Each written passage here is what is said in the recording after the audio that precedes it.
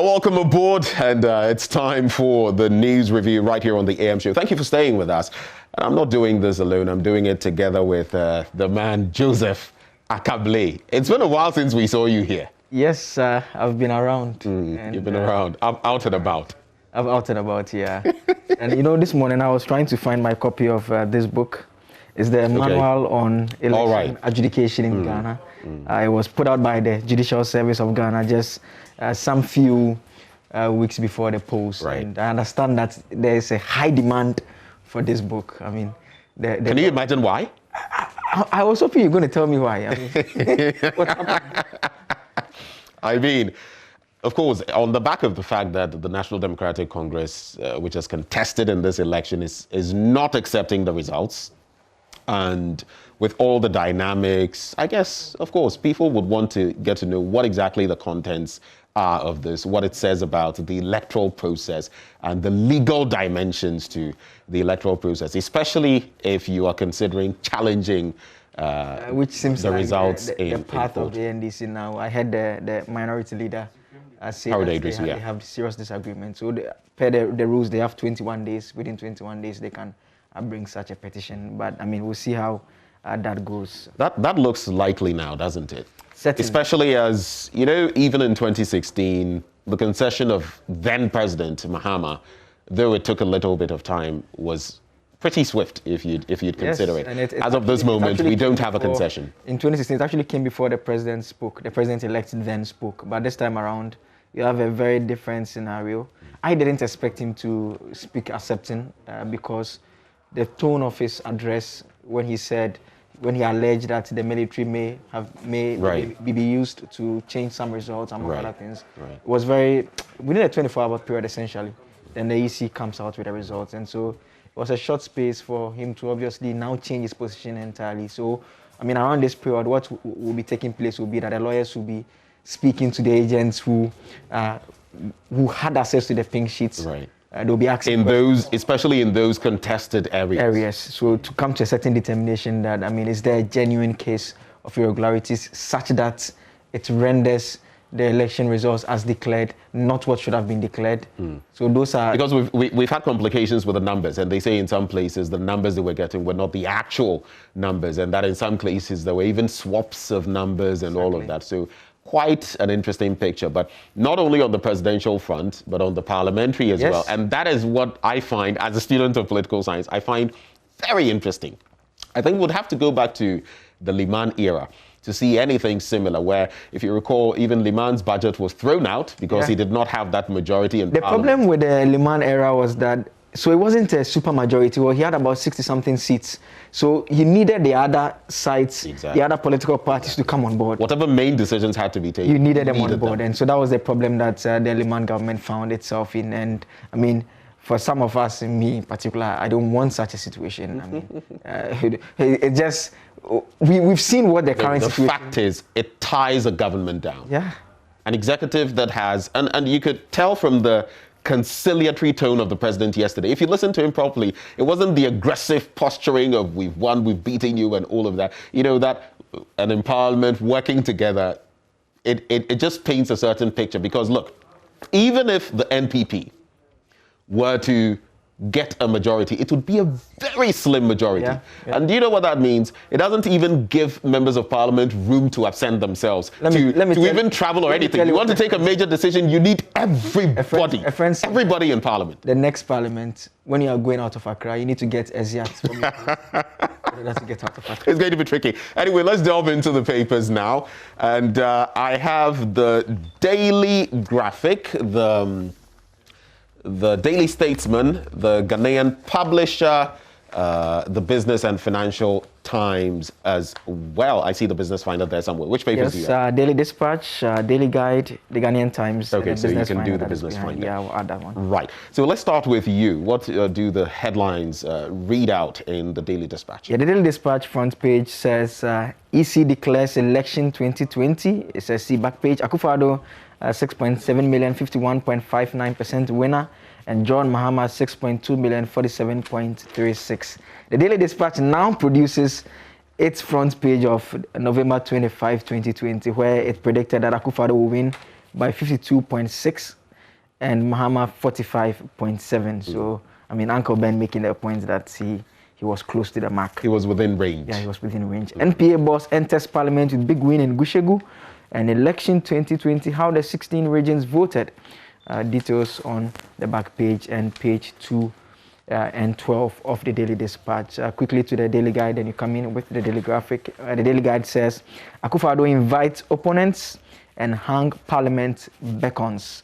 And Nana wins 51.59%. Gen Mensa declares on the front page of the Daily Guide. The back page has, I never saw Messi as a rival. It's coming from Cristiano Ronaldo. And is it after the 3-0 thrashing? Thrashing. What show maybe? What's that to say? I mean, what kind of? Are you trying to be modest? Consoling Messi there. And Griezmann slams Barca Porsche also on the back page. He's not playing well himself. He should keep quiet. Oba fined $10,000 for airport rant. Details of that story on the back page of the Daily Guide. But let's just focus briefly on that. Later, we'll delve into that. I mean, some of us, Zero fans, felt that, in the first leg, it was because there was no Cristiano Ronaldo and there was that loss. I think it was 2-0 or 2-1. Yeah. It was 2-0. Even in that, now he comes Barca in. Didn't play well. I mean, that victory that Barca got, they didn't play well, actually. So and they didn't play well in this encounter either. Terrible, I mean, terrible. Barcelona is a far cry from what the team has been. The Blaugrana has been in maybe the early 2000s leading into this period. Now, it's just, Adane Gobe. It does. Apologies to the Barcelona fans, but something else I wanted to delve into. So the projections by the Daily Dispatch. Yeah. Which of the polls really got it the closest? I mean, because this is, I mean, the NDC, for example, got 47.6%, the president getting over 51%. So it would be also good to know which of the polls that were generated. I looked at the UG one. Got it closest. The UG one yesterday. The polls generally were quite close in terms of the president's mark. It's the NDC candidate's mark. Right. That's most of them gave him lesser. The party much less. Yeah, than what he got. But he made 47. So the EG put him around 45. And so in terms of the presidents, most of them were closer to the mark. And another aspect that they were all right on was the third force. I mean, they had all indicated that the Ghana Union movement was going to place third. And that came as actually, the third force was the rejected ballots. So let's call him the fourth force. But of the official parties on the list, the Ghana Union movement. Yeah, I mean, some of us were surprised when the polls had indicated that he was going to come third because we were not sure of his reach. But in some constituencies and some polling stations, he was getting 600. I mean, and people are asking, what has happened to the Convention People's Party? What has happened to the People's National Convention? What has happened to the PPP? I mean, Ivor Kobena Greensmith, who has been here time and again. David Apasera, who is, I mean, representing a party that has a history. Was shocked. I mean, he said they were going to give electric. You know what this tells me? It tells me that if parties are able to organize themselves properly, even if it's not a coming together of uncompromised, oriented parties, and they have a message, they just can claw away enough votes from the two major political parties, the MPP and the NDC, and create a situation like what we may have in Israel, for example, in the Knesset and all of that, to ensure that no one begins to think, I am Oga and I can steamroll. Because look, now, like even we're seeing now in Parliament, imagine if some of these parties, like we saw back then when Fatia, Samian Nkrumah got Jomoro. Imagine if we had 1, 2, 3 of these parties getting, slots in Parliament. Do you know what that would have meant? I think ideally they need to, going forward, focus on getting parliamentary seats, and I agree with you perfectly, especially now that we know that the two parties, obviously, the dynamics of the seats are now changing. And so Karaga, which has been won by Dr. Amin Adam, the question will be asked that, how does the seat look like going forward? Obviously, Hohoi will now look different now. Very different. And so it's how will Wenchi now will obviously look different. And so this is the point that they must also focus on and come in and try to get some seats and start making their voices heard again. I mean, in the past we had PNC, we had them in Parliament, we had CPP, now we had MPP and NDC, and now we have MPP, NDC, and one independent who we are told leans NPP again. And so we need them in Parliament to make their voices heard and influence decisions as well. Well, very quickly with my headlines from the Daily Graphic now. It's Nana Akufo-Addo again declared president-elect. Unite, work hard for country. President charges Ghanaians in victory speech. Polls hugely successful. That is according to Jean Mensah. When you go to page 9 of the paper on the international front, Supreme Court rejects bid to overturn Pennsylvania result, and more, as we're talking of our own home affairs,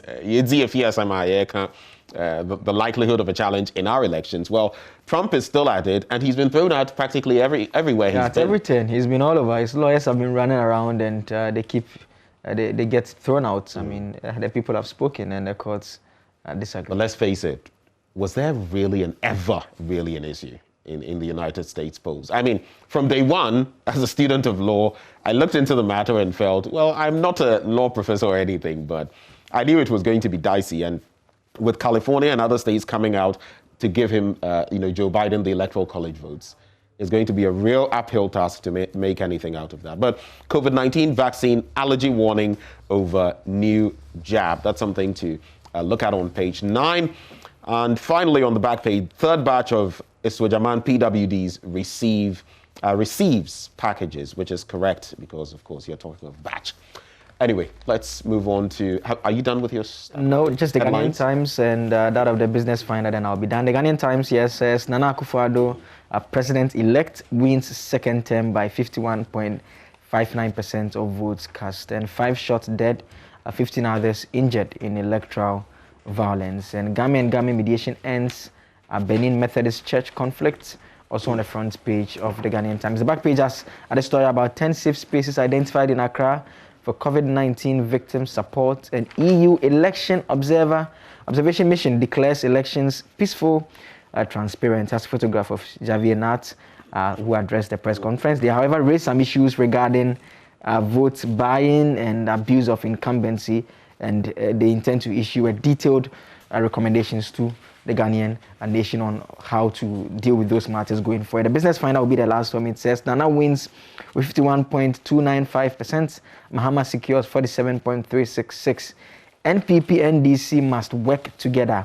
And FDI is critical to driving financial inclusion agenda, also on the front page of the Business Finder. Ben. Let's take some stories from the Daily Statesman. So I'll wrap up with my stack. Akufo-Addo beats Mahama again. I won't let you down, President-elect assures Ghanaians. But some interesting ones here. When you turn to page 3, Deputy Attorney General, and let's not forget that Dindiok Pemka lost his seat. Timpani.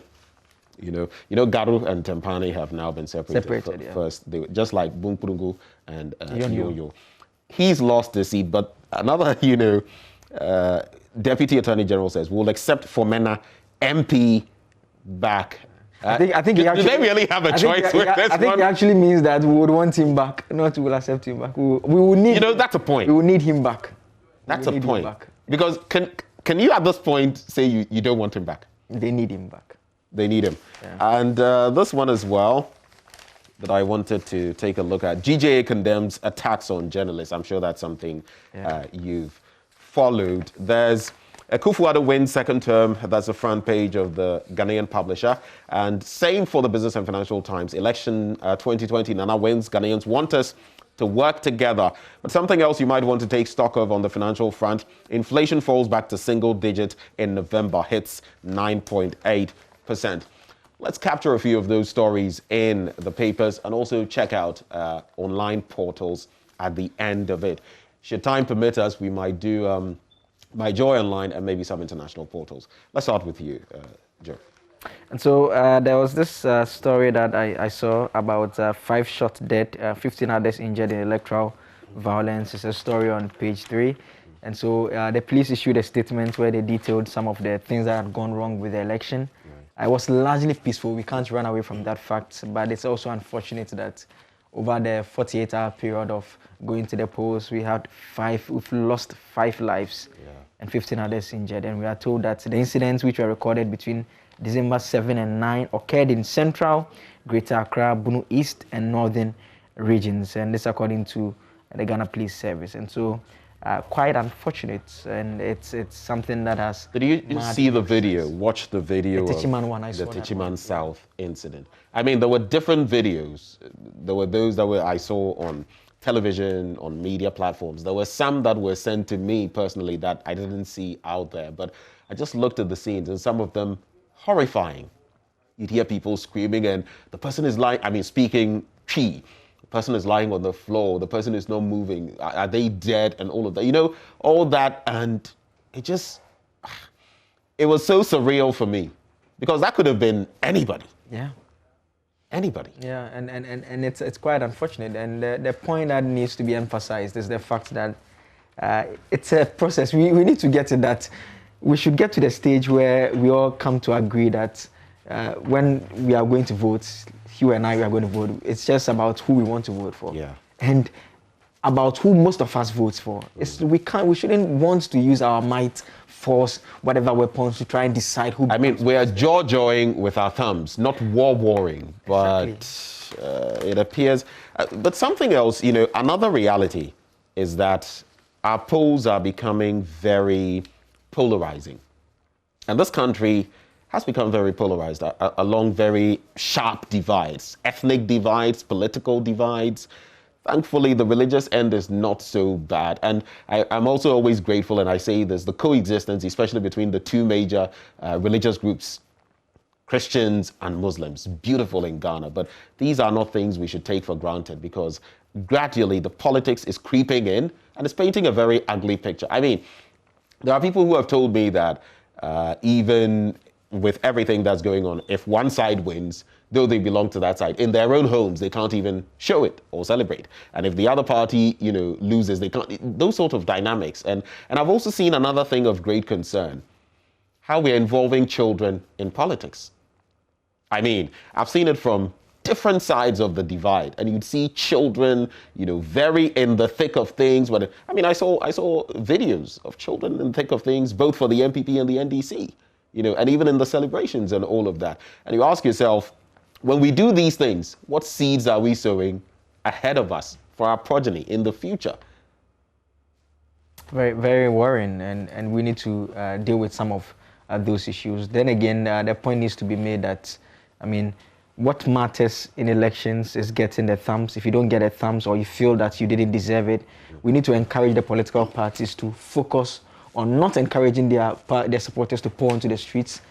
If I am a political party, in between the declaration, what I'll be getting myself busy doing is to get the lawyers quickly to contact our agents and get the evidence. Right. The evidence is the name of the game.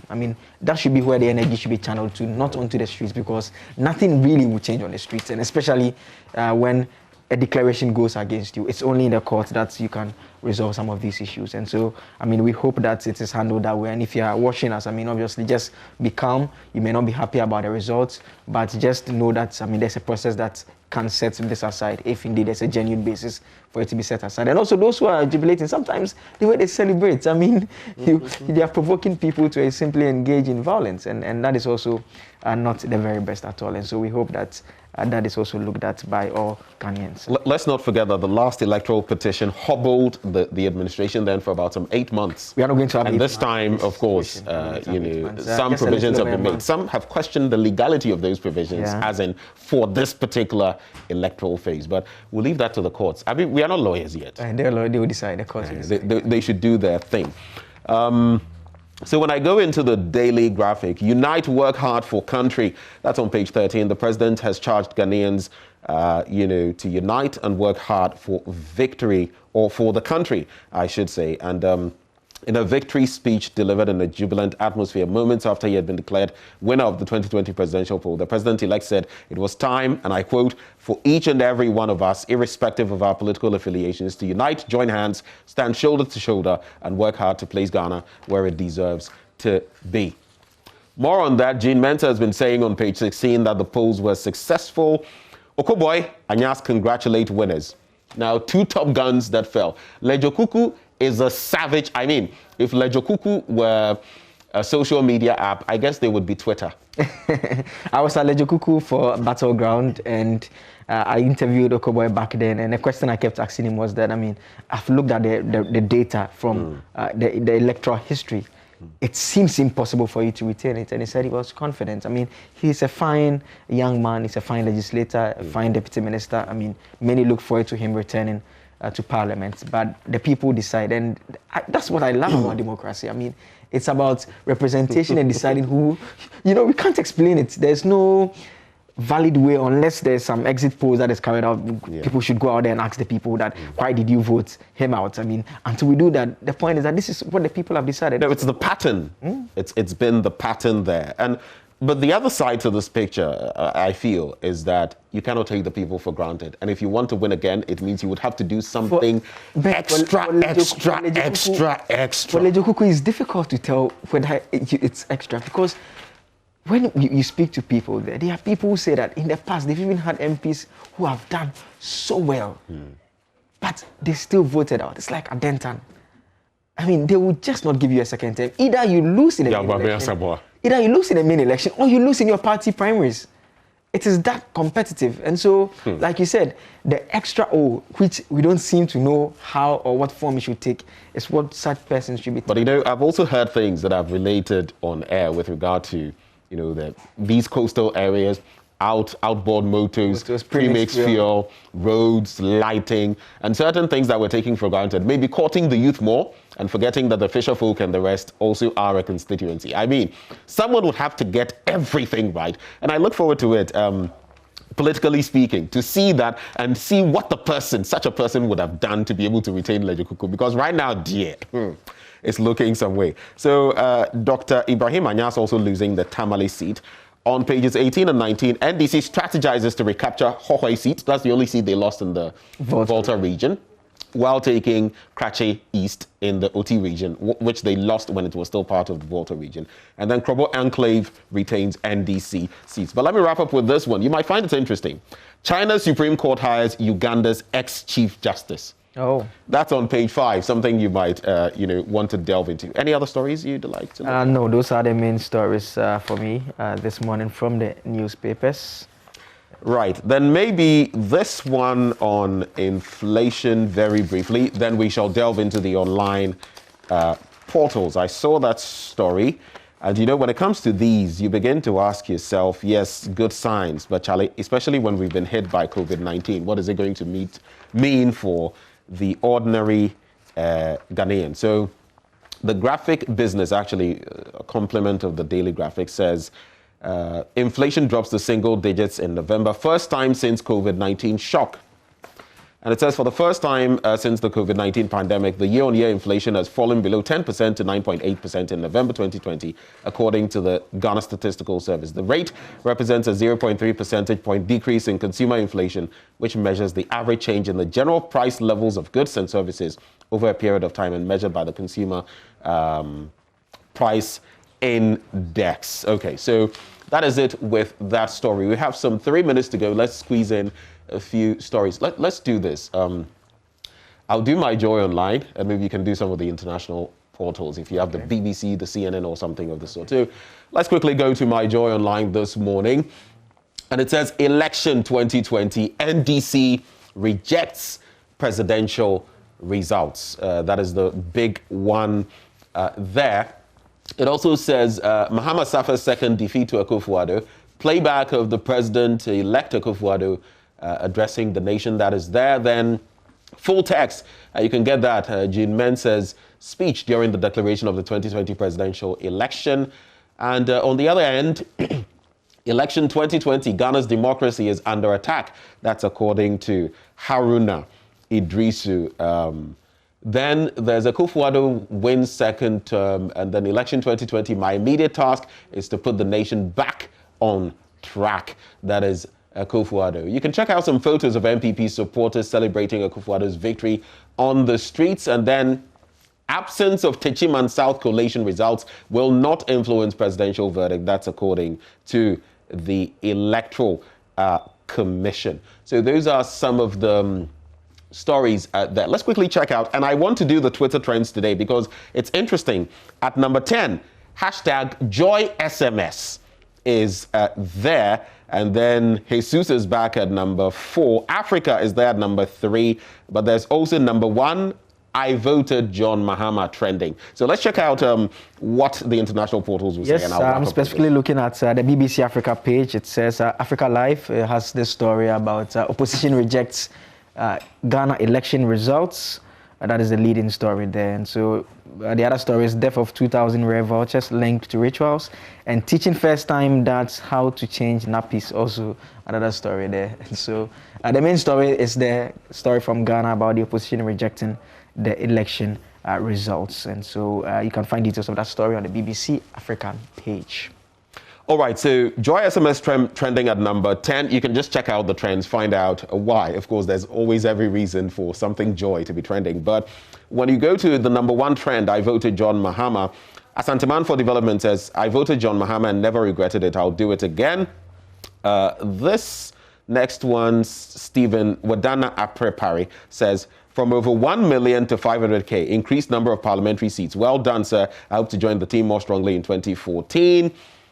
This one says, I voted John Mahama and I'm so proud of JDM, will forever do it again. So there are many more of those on Twitter. That's actually the number 1 trend for today. Maybe something to wrap up with. You do realize that I think the University of Ghana, was one of the polls, later put out something that now when you look at the results, you see that whatever was lost by the MPP, the 2.5% or so, was actually what was added on practically to the NDC's, the 2.5 then also now being about 2.7 for the NDC. So interesting dynamics, but we shall continue doing this, for this period, as long as we're discussing the election 2020 results. But this is where we sew it up. Joseph, thank you so much for joining me for this review. It's been exciting. I wish we could have done more on the football. Anyway, so that's it. It's a wrap for the news review now. We come your way with sports next. Do stay with us on the AM show.